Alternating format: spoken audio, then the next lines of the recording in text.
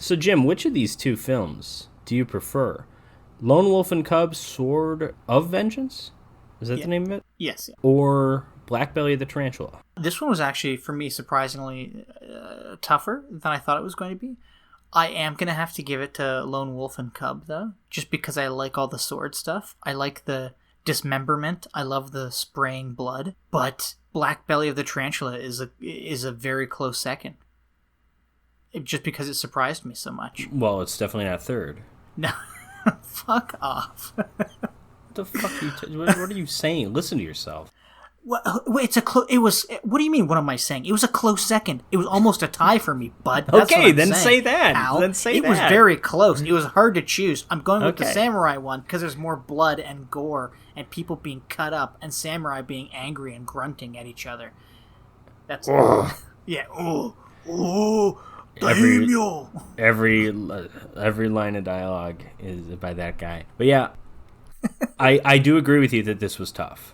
Giallos are, I would say, outside of spaghetti westerns, giallos are like my favorite genre of film, and not in the sense that like I love everyone I've seen, but I've just like, I think giallos have a very high floor for me.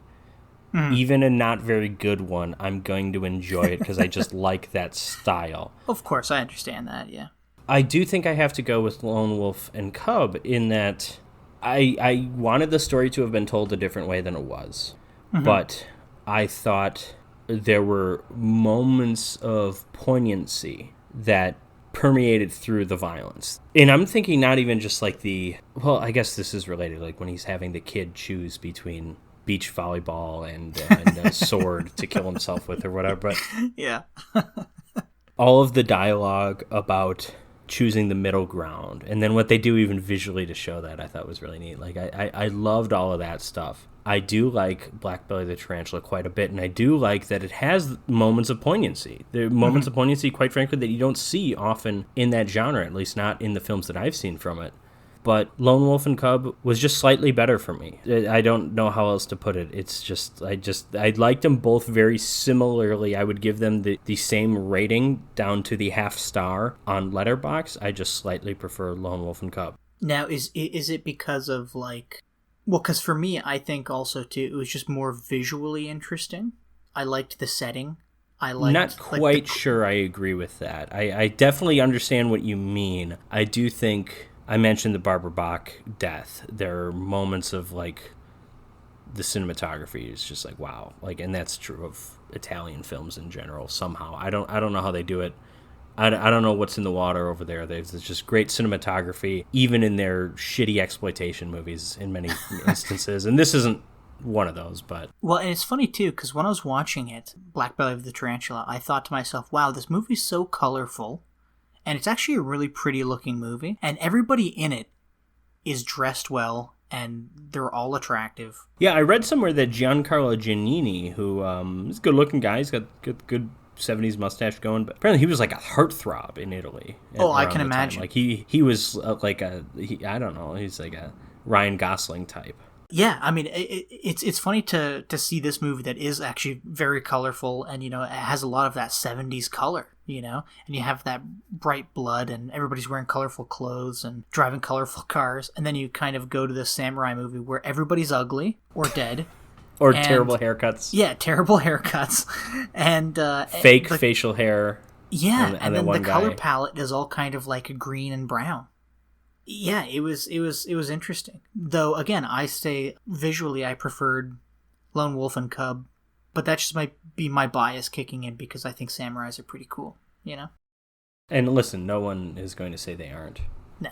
But I think a naked Barbara Boucher is pretty cool too. So I also agree.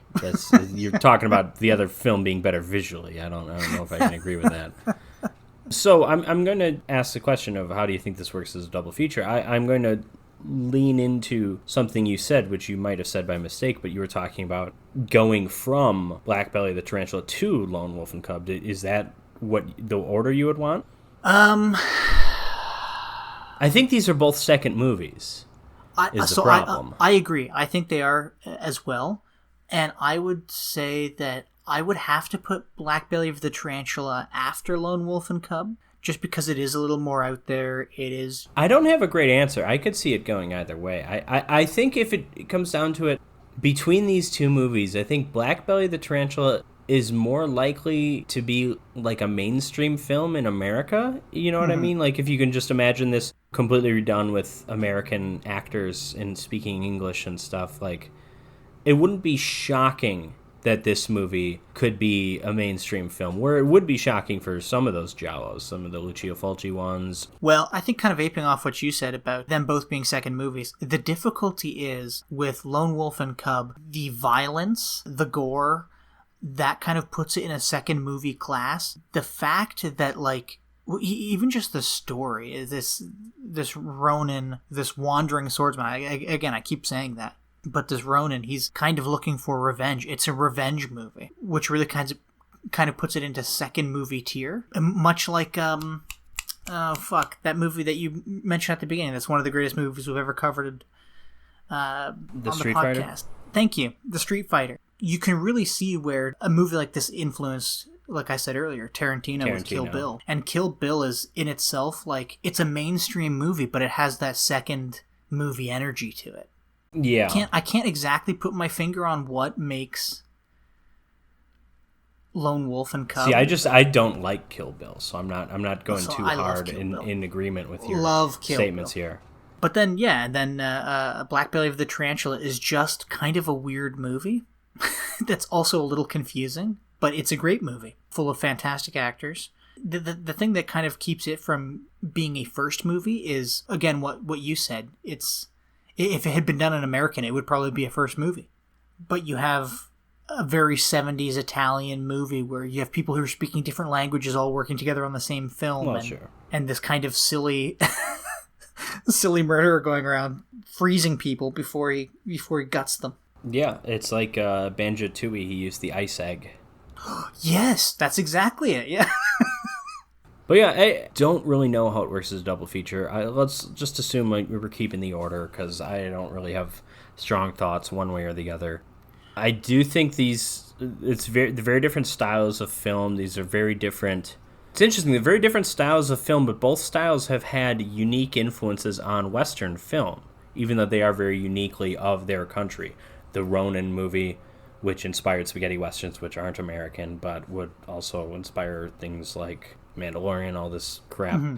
John Wick, I think you could say some of those, just modern action has kind of been influenced by the Ronin. I know Keanu Reeves literally made a 47 Ronin, the famous flop of the film. Yes, yeah. And then obviously the Giallo having an influence on slasher movies. And what I like about people who complain about modern horror being bad are idiots. They're not looking at the right things, clearly. But one of the beauties of the internet, and this is what I was saying about earlier about, like, Shogun Assassin's probably harder to find than it used to be, because now we can easily find the original and there's just not really a need for it. You have a huge crop of modern horror filmmakers that are influenced by everything under the sun from any country, and that's something that, even though there were some movies in the 80s, some slasher movies that might have been influenced by certain things in 70s Giallo movies. You know, specifically the famous one is Friday the 13th Part 2 rips off like an entire scene from A Bay of Blood starring Claudine Auger. But now, like, it doesn't even have to be like a Giallo type thing. Like Malignant was clearly influenced by Giallos, and I remember I was a sucker because there was an interview a long time ago, long before Malignant came out, probably when it was in production, saying James Wan, and this is probably like a clickbait headline, but at the same time, why would you do a clickbait for something that only means something to like a handful of people? But like, it's like James Wan's next movie is going to be a Giallo, and I'm like, no way, awesome. And then it's like he had this movie Malignant coming out. I'm like, is this the Giallo? And then I saw it, and it's not a Giallo, but there's clearly an influence. And then that film was more influenced by Basket Case than it was by Black Belly the Tarantula, but that's neither here nor there. But yeah, I think if you were to narrow it down to these two films in particular, I think Lone Wolf and Cub is more influential than Black Belly the Tarantula, but I do think you have this influence from both these genres. And I think on that end, it makes for a kind of an interesting double feature. Just if you're a fan of genre movies, kind of seeing where some of your favorites might have kind of gotten their start or gotten their inspiration from. Yeah. I think this is pretty good. Otherwise, like, not too many thoughts on it as a double feature other than the two movies are really good. So no complaints. That's kind of where I sit. Both movies are really good. If you want both under 2 hours, not an unreasonably length. Yeah, they're both about an hour and a half, aren't they? Yeah, and I was a little worried because those Japanese movies about people wandering around on foot, those They tend to with drag. Kurosawa and stuff, those can be long movies. If you wanted to tie these two together as well somehow, I guess you could say that both movies are saying something deeper than what's just being portrayed on the surface. Like with Lone Wolf and Cub, there's this idea of honor and somebody's struggle of having to kind of lose honor or make choices to, I don't know, support your family, even if you don't really want to, even if that's not the right thing to do necessarily, right? Like letting your kid choose. Until the last part, the weird thing is what you just said could apply to Black Belly the Tarantula. I think you could argue Black Belly the Tarantula with Tellini, it's like about honor, and it's like idealized version of a police officer, and then him having this job where he just has to, he goes to a crime scene, it's just naked, dead people, and it's just miserable. And he's like, constantly there's nothing. failing. Yeah. He's constantly looking like a fool, and his wife is there to kind of help him. Really, it's unlike with Ito. yeah, I mean, he's there to help his son. Sure. Yeah.